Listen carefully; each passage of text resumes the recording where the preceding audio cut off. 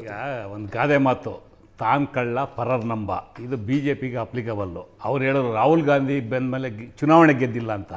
ಕರ್ನಾಟಕದಲ್ಲಿ ಗೆದ್ದಿರೋದೇ ರಾಹುಲ್ ಗಾಂಧಿ ಬಂದ ಮೇಲೆ. 2013 ಚುನಾವಣೆ ಇರ್ಬೋದು, 2023 ಚುನಾವಣೆ ಇರ್ಬೋದು.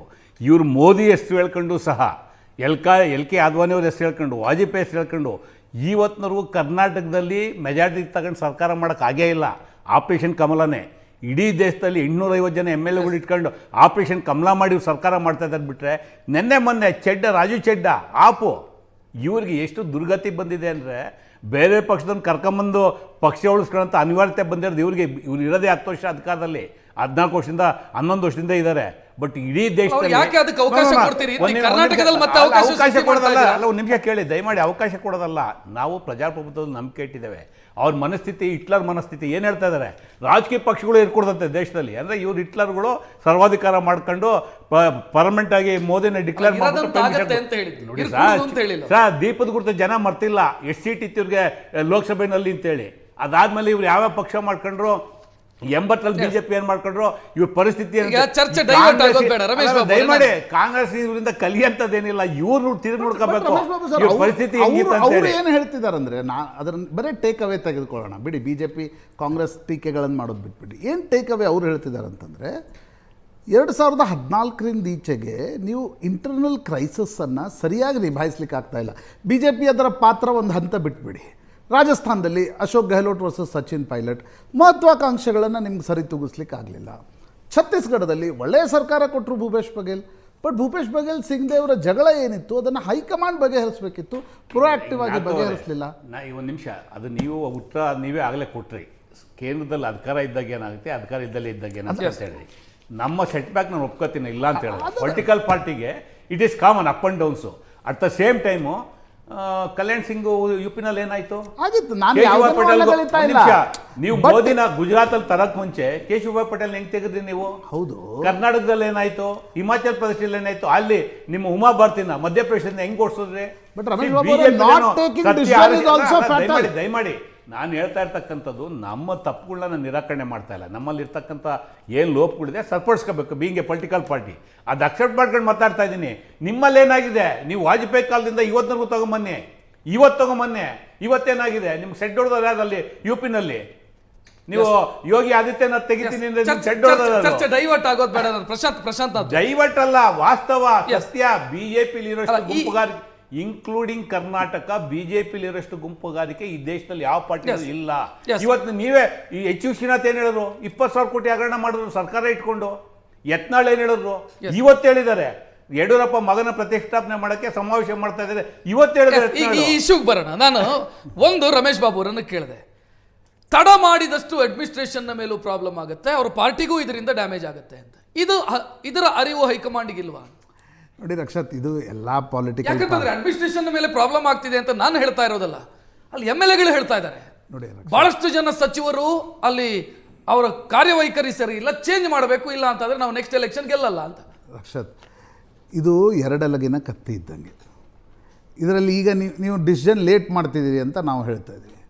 ಬೇಗ ಡಿಸಿಷನ್ ತೊಗೊಂಡು ನಾಳೆ ಸರ್ಕಾರ ಹೋದರೆ ಸರ್ಕಾರ ಹೇಗೆ ಹೋಗ್ತದೆ ಹೇಳಿ? ಸರ್, ನಾನು ಹೇಳ್ತಿರೋದು ಸರ್ಕಾರ ಹೋಗೋ ಚಾನ್ಸ್ ಇಲ್ಲ. ಯಾರನ್ನು ಸರ್ಕಾರ ಬಿಡಿ ಸಾಧ್ಯನೇ ಇಲ್ಲ. ಸರ್ಕಾರ ಹೋಗೋದಂದ್ರೆ ಶಂಕರ್ ಶೆಟ್ರೆ ಹೋದ ಏನು ಸರ್ಕಾರ ಹೋಗೋದಾದ್ರೆ ಅರ್ಥ ಏನು? ನಾಳೆ ನೀವೇನೋ ಗಡಬಡಿಯಲ್ಲಿ ಮಾಡ್ಲಿಕ್ಕೆ ಹೋದಾಗ ಬಂಡಾಯ ಈಗೇನು ಒಳಗೊಳಗೆ ನಡೀತಾ ಇದೆ ಅದು ಬಹಿರಂಗವಾಗಿ ಶುರು ಆಗ್ಬಿಡುತ್ತಂದ್ರೆ 91 to 94 ಏನು ನಡೆದಿತ್ತು ಈ ರಾಜ್ಯದಲ್ಲಿ, ಅದು ಶುರು ಆದರೆ ಅದನ್ನು ನಿಭಾಯಿಸೋರು ಯಾರು? ಕಾಂಗ್ರೆಸ್ ಹೈಕಮಾಂಡ್ಗೆ ಅನ್ನಿಸ್ತಾ ಇದೆ, ಸಿದ್ದರಾಮಯ್ಯನವರನ್ನ ಹೆಲ್ಮ್ ಆಫ್ ಅಫೇರ್ಸ್ ಇದ್ದಾಗ ನಾವು ತೆಗಿಬೇಕೋ ಬೇಡವೋ ಅನ್ನೋದೇ ಪಾಲಿಸಿ ಡಿಸಿಷನ್ ಆಗಿದೆ. ಆ ಡಿಸಿಷನನ್ನು ತೆಗೆದುಕೊಳ್ಬೇಕೋ ಬೇಡವೋ ಅಂತಕ್ಕಂಥದ್ದು ಕಾಂಗ್ರೆಸ್ ಹೈಕಮಾಂಡ್ಗೂ 2 ಸಂಗತಿಗಳಿವೆ. ಒಂದು, BJP ಏನು ಮಾಡ್ಬೋದು, ಎರಡನೇದು ಸಿದ್ದರಾಮಯ್ಯನವರು ಮತ್ತು DK ಶಿವಕುಮಾರ್ ತಿಕ್ಕಾಟದಲ್ಲಿ ಕಾಂಗ್ರೆಸ್ ಹೈಕಮಾಂಡ್ ಮಧ್ಯಪ್ರವೇಶ ಮಾಡಿದಾಗ ಅದನ್ನು ನಿಭಾಯಿಸುವ ಶಕ್ತಿ ಉಂಟಾ ಅಂತಕ್ಕಂಥದ್ದು ಕೂಡ ಪ್ರಶ್ನಾರ್ಥಕ ಅಲ್ವಾ? ಇಬ್ರು ಹೈಕಮಾಂಡ್ ಹೇಳೋದನ್ನ ಕೇಳ್ತೀವಿ ಅಂತ ಹೇಳ್ತಾ ಇದ್ದಾರೆ. ಹೈಕಮಾಂಡ್ ಇಂಟರ್ಫಿಯರೆನ್ಸ್ ಆಗಲೇಬೇಕಲ್ಲ ಈಗ high command. There is no other alternative, they should interfere. Alright sir, ಇದೇ ರಾಜಸ್ಥಾನದಲ್ಲಿ ಏನಾಯ್ತು? ಅಲ್ಲ, ರಾಜಸ್ಥಾನದಲ್ಲಿ ಆಗಿದ್ದೇನು? ಮಲ್ಲಿಕಾರ್ಜುನ್ ಖರ್ಗೆ ಹೋದ್ರು, ಅಜಯ್ ಮಾಕೆನ್ ಹೋದ್ರು. ಎಲ್ಲಿ? ರಾಜಸ್ಥಾನದಲ್ಲಿ ಜೈಪುರ್ಗೆ ಹೋದ್ರು ಇಬ್ರು. ಜೈಪುರ್ಗೆ ಹೋದಾಗ ಸಚಿನ್ ಪೈಲಟ್ರನ್ನ ಮುಖ್ಯಮಂತ್ರಿ ಮಾಡ್ಲಿಕ್ಕೆ ಎಲ್ಲ ಮುಹೂರ್ತ ಫಿಕ್ಸ್ ಆಗಿತ್ತು. ಏಕಾಏಕಿ ಅಶೋಕ್ ಗೆಹ್ಲೋಟ್ರ ಬೆಂಬಲಿಗ ಸಚಿವರ ಮನೆಯಲ್ಲಿ ಶಾಸಕಾಂಗ ಪಕ್ಷದ ಸಭೆ ಕರೆದ್ರು. Correct. ಯಾರ ಹೈಕಮಾಂಡ್ ಅನುಮತಿ ಇಲ್ಲದೆ ಖರ್ಗೆ ಅವರು ಹೋಗಿದ್ರು, ಅದನ್ನ ಖರ್ಗೆ ಅವರು ಇದ್ರು, ಹೇಳ್ತಿದ್ದೀನಿ. ಖರ್ಗೆ ಅವರು ಹೋಗಿದ್ರು. ಆ ಪರಿಸ್ಥಿತಿಯನ್ನ ಕರ್ನಾಟಕದಲ್ಲಿ ಅಂತ ವಸ್ತು ಸಿಚುವೇಶನ್ ಕರ್ನಾಟಕದಲ್ಲಿ ಆಗೋ ಯಾರು ಸಾಧ್ಯತೆ ಗೊತ್ತು? ಒಂದು ವಿಷಯ ತಾನೆ ಈಸ್ ರೈಟ್. ಒಂದೇ ನಿಮಿಷ ಮಿಸ್ಟರ್ ಪ್ರಶಾಂತ್ ಅವರು ಹೇಳಿದ್ರು ಕರೆಕ್ಟ್. ಒಂದು ವೇಳೆ CM ಅನ್ನು ತೆಗಿಲಿಕ್ಕೆ ಹೋದ್ರೆ ಅಂತ ಅನಾಹುತ ಆಗುವ ಚಾನ್ಸ್ ಉಂಟು. CM ಕಂಟಿನ್ಯೂ ಆಗಲಿ ಅಂತ ಒಂದು ಡಿಸಿಷನ್ ತಗೊಂಡ್ರೆ ಡ್ಯಾಮೇಜ್ ಅಂತೂ ಜಾಸ್ತಿ ಆಗಲ್ಲ, ಸ್ವಲ್ಪ ಡ್ಯಾಮೇಜ್ ಆಗುತ್ತೆ. ಬೇರೆ CM ಅನ್ನು, ಇದು ನಮ್ಮ ವೈಯಕ್ತಿಕ ಅಭಿಪ್ರಾಯ, ಇದನ್ನು CM ಅನ್ನು ತೆಗಿಲಿಕ್ಕೆ ಹೋದ್ರೆ damage may be very much. ಬೇರೆ ಎಲ್ಲಾದ್ರೂ TM ಯಾರನ್ನಾಗ್ಲಿ ಖಾಲಿ ಇರುವ ಕುರ್ಚಿಯಲ್ಲಿ ಕೂತ್ಕೊಳ್ಳಿ ಸುಲಭ. ಕುರ್ಚಿಯಲ್ಲಿ ಯಾರಾದ್ರೂ ಕೂತ್ಕೊಂಡು ಅವನನ್ನು ಎಬ್ಬಿಸಿ ಮತ್ತೊಬ್ಬನ ಕೂತ್ಕೊಳ್ಳಿ ಸುಲಭ. ಶಂಕರ್ ಸಿದ್ದರಾಮಯ್ಯ ಕಂಟಿನ್ಯೂ ಆಗೋದ್ರಲ್ಲಿ ಜಾಣತನ ಇದೆ. ಜಾಣತನ ಅಲ್ಲ, ಹೆಚ್ಚಿನ ಇದಕ್ಕೆ ಒಪ್ಲೇಬೇಕು ಈ ಡಿಸಿಷನ್ಗೆ. ಯಾಕೆ ಗೊತ್ತಾ, ಒಬ್ಬ CM ಅಂತ ಬಗ್ಗೆ ಮಾತಾಡಿದೀವಿ, ಅವರು ರಿಯಾಕ್ಟ್ ಮಾಡಲಿ. ಪ್ರಶಾಂತ್ ನಾಥ್ ಅವ್ರು ಹೇಳಿದ್ರು ಸಮಸ್ಯೆ ಇರ್ತಕ್ಕಂಥದ್ದು ಕಾಂಗ್ರೆಸ್ ಪಕ್ಷದಲ್ಲಿ ಅಲ್ಲ. ಪಾಪ ನನ್ನ ಸ್ನೇಹಿತರಾಗಲೇ DK ಶಿವಕುಮಾರ್ ಆಗ್ಬಿಟ್ರೆ ಹಿಂಗಾಗ್ಬಿಡುತ್ತೆ ಹಂಗಾಗ್ಬಿಡುತ್ತೆ ಅಂತ ಹೇಳಿದ್ರು. ಸಿದ್ದರಾಮಯ್ಯನ ಹೆಸರು DK ಶಿವಕುಮಾರ್ ಹೆಸರು ಹೇಳಿದ್ರೆ ಅವ್ರಿಗೆ ನಿದ್ದೆ ಬರಲ್ಲ, BJP ಅವರಿಗೆ ಅವ್ರ ಅಸ್ತಿತ್ವನೇ ಇರಲ್ಲ.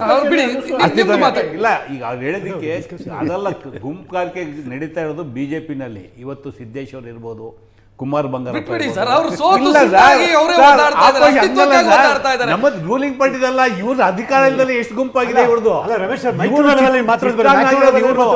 ಇವ್ರ ಗುಂಪು ವಿಶೇಷವಾಗಿ ಬಹಳ ಗಂಭೀರವಾದಂಥ ವಿಚಾರ. ಅವ್ರೇನು ಸುಮ್ಮನೆ ಒಂದು ಕಾಯಿ ನೋಡೋದು ಬಿಟ್ಬಿಟ್ರು. ಅಶೋಕ್ ಅವರು ಕುಡಿಯೋ ನೀರು ಸಮಸ್ಯೆ ಇದೆ, ವಿರೋಧ ಪಕ್ಷದ ಕೆಲಸ ಏನು, ಬೇರೆ ಬೇರೆ ಅಭಿವೃದ್ಧಿ ಕಾರ್ಯಗಳ ಸಮಸ್ಯೆ ಇದೆ, ಚರ್ಚೆ ಮಾಡ್ತಾವ್ರ, ಸಲಹೆಗಳು ಕೊಡ್ತಾ ಇದ್ದಾರ. ವಿರೋಧ ಮಾತೆತ್ತಾರೆ ಅವ್ರು ಯಾವ್ದು ಅದು ಸದನದಲ್ಲಿ ಮಾತಾಡ್ತಾರೆ. ಅಶೋಕ್ ಅಲ್ಲ, ಅದನ್ನೇ ಸದನದಲ್ಲಿ ವಿರೋಧ ಪಕ್ಷದ ನಾಯಕರಾಗಿ ಪ್ರಶ್ನೆ ಮಾಡೋಣ ಅಂತ HD ರೇವಣ್ಣವ್ರಿಗೆ ಸದನದಲ್ಲಿ ಹೇಳ್ತಾರೆ ವಿರೋಧ ಪಕ್ಷದ ನಾಯಕರು ಅಶೋಕ್, ರೇವಣ್ಣ ನಿಮ್ಮೆಣ್ಣು ತಗೊಂಬಂದ್ಬಿಟ್ಟು ಸರ್ಕಾರ ಬದಲಾಯಿಸ್ತೀವಿ. ಇದು ಅವ್ರ ಮನಸ್ಥಿತಿ.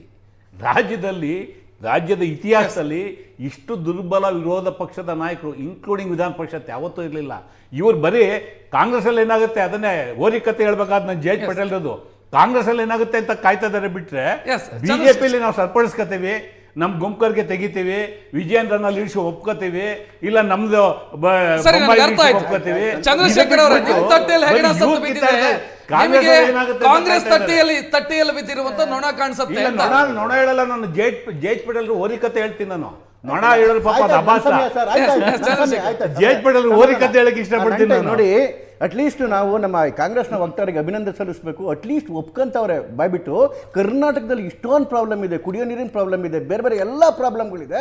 ಬಟ್ ನಾವೆಲ್ಲ ಸರಿ ಮಾಡೋದು ಅದನ್ನ ವಿರೋಧ ಪಕ್ಷ ಎಚ್ಚರಿಸಬೇಕು. ನಮಗಂತೂ ಸರಿ ಮಾಡೋ ಯೋಗ್ಯತೆ ಇಲ್ಲ, ನಾವು ಕಿತ್ತಾಡ್ಕೊಂಡಿರ್ತೀವಿ ಅಂತೇಳಿ ಬಹಿರಂಗ ಒಪ್ಕೊಂತ ಇದ್ರೆ ಅವ್ರಿಗೆ ಅಭಿನಂದನೆ ಸಲ್ಲಿಸಬೇಕು. ನೋಡಿ, ನೀವಾಗಲೇ ಒಂದು ಮಾತಾಡಿದ್ರಿ, ಈ ಗೊಂದಲದಿಂದ ಅಡ್ಮಿನಿಸ್ಟ್ರೇಷನ್ ಪ್ರಾಬ್ಲಮ್ ಆಗಲ್ವಾ ಅಂತ. ಇನ್ನೇನ್ರಿ ಆಗಬೇಕು ರಕ್ಷತ್, ಇನ್ನೇನಾಗಬೇಕು? ರಾಜ್ಯ ದಿವಾಳಿ ಎದ್ದಾಗಿದೆ. ನಾನು ಹೇಳೋದಲ್ಲ, ಇವರ MLA ರಾಜು ಕಾಗೆ ಹೇಳ್ತಾರೆ, ಕಾಗವಾಡದ MLA, ನಾನು ಬೆಂಗಳೂರಿಗೆ ಬಂದು ನೇಣು ಹಾಕೊಂತೀನಿ, ₹1 ದುಡ್ಡು ಕೊಟ್ಟಿಲ್ಲ ಅಂತ ಹೇಳಿ. ಇವ್ರದೇ MLA Molakalmuru MLA YN Gopalakrishna ಹೇಳ್ತಾರೆ, ಒಂದು ಚರಂಡಿ ಮಾಡಕ್ಕೆ ನಮ್ಗೆ ಯೋಗ್ಯತೆ ಇಲ್ಲ, ಈಗ ಸರ್ಕಾರದಲ್ಲಿ ದುಡ್ಡಿಲ್ಲ ಅಂತ ಹೇಳಿ.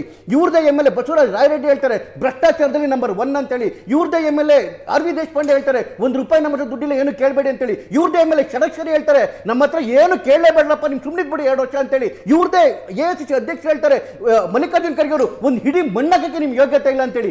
ಇಡೀ ಸರ್ಕಾರ ನೋಡಿ, Karnataka actually financially very strong and very developed state. ಇಂತಹ ರಾಜ್ಯವನ್ನ ಕಂಟಿನ್ಯೂಸ್ ಆಗಿ ನಾವು 15-16 ವರ್ಷ ಸರ್ಪ್ಲಸ್ ಇದ್ದಂತಹ ಬಜೆಟ್ ಅನ್ನ ಇವತ್ತು 4ನೇ ವರ್ಷ ಕಂಟಿನ್ಯೂಸ್ ಆಗಿ ಡೆಫಿಸಿಟ್ ಇಟ್ಟಿದ್ದಾರೆ. ಯೋಗ್ಯತೆಗೆ ಮಾನ ಕೂತಿದ್ದ ಸಾಯ್ತಾರಲ್ರಿ. ಕಾರಣಗಳಾಗತ್ತೆ. ನಾನು ಒಂದು ಬ್ರೇಕ್ ಅನ್ನು ತೆಗೆದುಕೊಳ್ತೀನಿ. ಬ್ರೇಕ್ ನಂತರ ನಾನು ಅಡ್ಮಿನಿಸ್ಟ್ರೇಷನ್ ಬಗ್ಗೆ ಕೇಳ್ತಾ ಇದ್ದೇನೆ.